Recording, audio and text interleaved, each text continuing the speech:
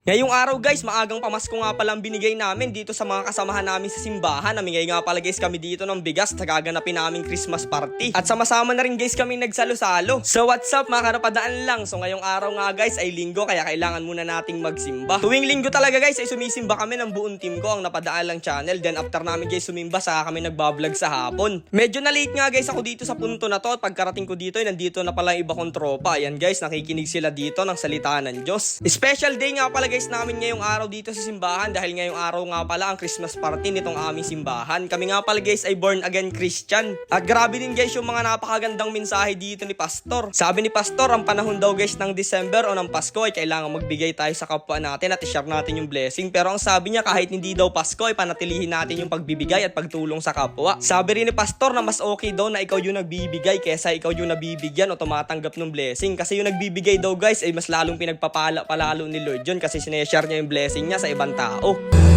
Lord, I give you my heart, I give you my soul,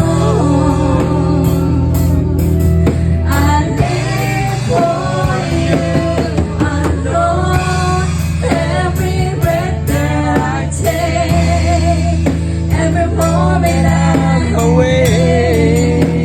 Eto nga pala guys yung napakasimpleng simbahan lang namin dito. Hindi pa nga pala kami nakakapagpagawa ng magandang simbahan dyan. Nag-iipon pa lang guys kami galing sa mga offering at sa mga member dito sa aming simbahan. At sana nga po loobin ni Lord na makaipon kami dito para makagawa kami ng mas maayos na simbahan na medyo malaki.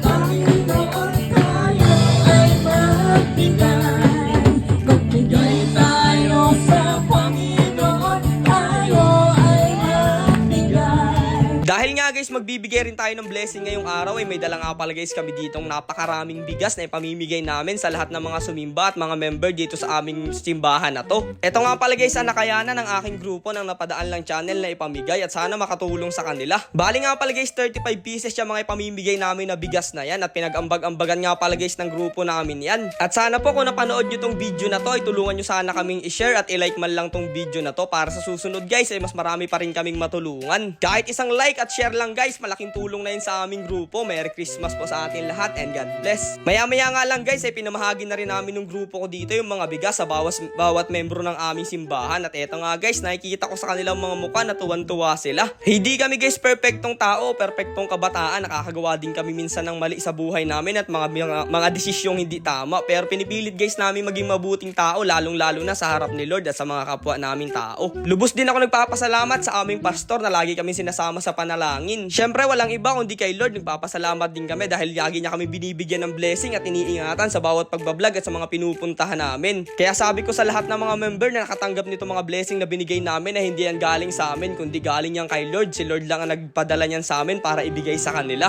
Nakakatuwa rin nga guys yung mga nabunot namin dito ng mga regalo galing dito sa aming exchange gift. Ang nabunot nga pala guys dito ni Miguel ay damit. Kay Tuping naman guys ay yung maliit na bag na lagayan ng cellphone. Akin naman guys Tupperware na lagayan ng kanin. Noong natapos na nga guys yung pagsimba namin dito ay nagsalo-salo na rin kami nitong mga pinagdadala namin na kung ano-ano mga pwede naming makain dito at nagtanghalian na rin. Kaya yun guys, maraming salamat sa panonood nyo and Merry Christmas sa ating lahat. Huwag nyo sana kalimutang i-like at share tong video na to. Maraming salamat po.